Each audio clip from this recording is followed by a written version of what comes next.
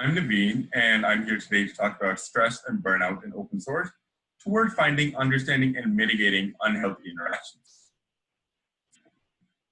Open source contributors have been reporting stress, self-exploitation, and demotivation, which leads to burnout.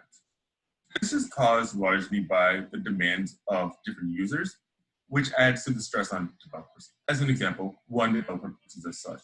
GitHub notifications are a constant stream of negativity.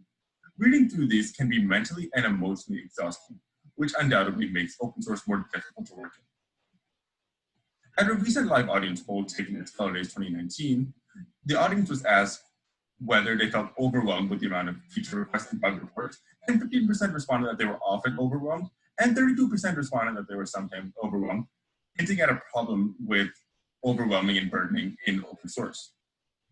Another problem, or another part of this, is the tone that certain users take towards open source developers.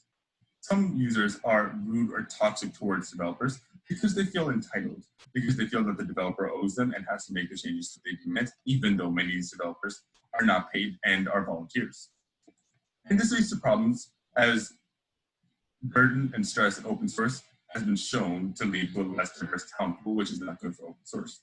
The Roads and Bridges project looks into how the impact of open source in our everyday lives, and it's shown that it's essentially a big part of our everyday lives. Much of our social media, our news, everything relies on open source, and when open source has certain problems, such as bugs, it leads to big problems, such as the Equifax hack and also the Heartbleed exploit.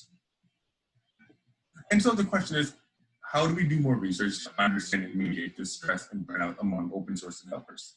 And so this leads to a few questions. One, how prevalent is this stress and burnout? And what are the causes of this in open source?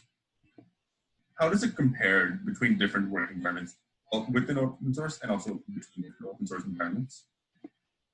And then who is the most at risk? What demographics are the most at risk to this kind of stress and burnout? And also, what interventions? How can you prevent this? And what's the most effective way to prevent stress and burnout? What we do is only the very first step in looking at these kind of issues. What we do is we take large amounts of GitHub issue and comment data, and we build a classifier to detect and analyze toxic comments, which we believe lead to this type of stress and burnout. We use a variety of attributes and features, and then we try using that to predict toxic comments, and we get more details on this in the paper. One issue that we ran into is software-specific words. Because words such as abort or kill are software engineering specific and have specific connotations in software engineering, which kind of tricked our classifier to find false positives and true and false negatives. And so we had an interesting workaround with this in our paper. If you read our paper, you'll see how we do this exactly. And so we ran our classifier over a variety of communities, and we found differences between corporate and non-corporate communities.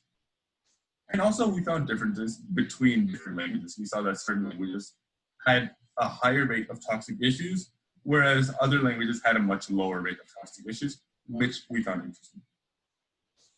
Another result we found was that over time, GitHub has tended to become less toxic, as we see that the rate of toxicity over time from 2012 to 2019 has been steadily decreasing, which we think is a good sign that things are getting better in GitHub.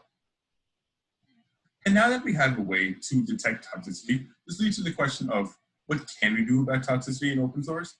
And more importantly, what should we do to mitigate toxicity in open source?